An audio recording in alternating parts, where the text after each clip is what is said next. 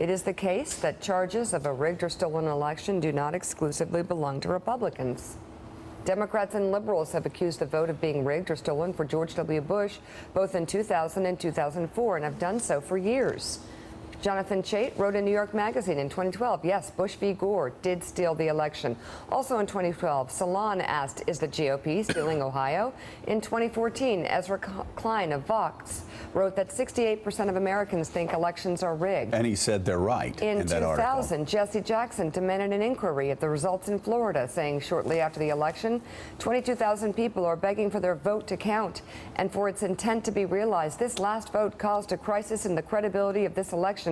This is a crisis of integrity. We, the American people, deserve better. We should settle for nothing less.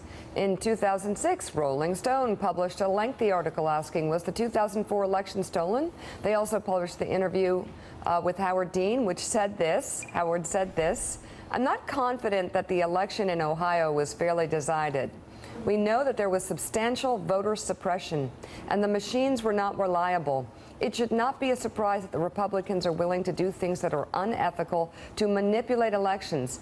That's what we suspect has happened, and we'd like to safeguard our elections so that democracy can still be counted on to work. Later in that year, in October, Josh Marshall wrote about Ohio Secretary of State Ken Blackwell stealing the election, and a portion of Michael Moore's documentary, 2004, Fahrenheit 9/11, tried to delegitimize the 2000 results in Florida. And you know, also, as you said, at Willie's, we said coming on, there got more several to get people to. in 2004. I mean, there are tons that you can get to, but in 2004, there were certain people around these parts that were going on TV every night saying that Ohio was stolen, that it was rigged.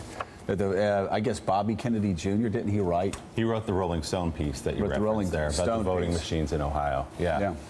I mean, Donald Trump is saying this, the difference is before the election. I mean, and it's coming from the very top of the ticket before anybody goes to vote. And he's on a downward slide, so it looks like here's my out for why I lose. The other thing is Kellyanne Conway, Mike Pence, Rudy Giuliani, all the people you just saw in that clip said not 30 minutes before the debate last night, of course we'll respect the results of the election. Yeah, of course we will. And then he subverted them during the debate, Yeah. and they had to come in after and clean that up. So this is a little different.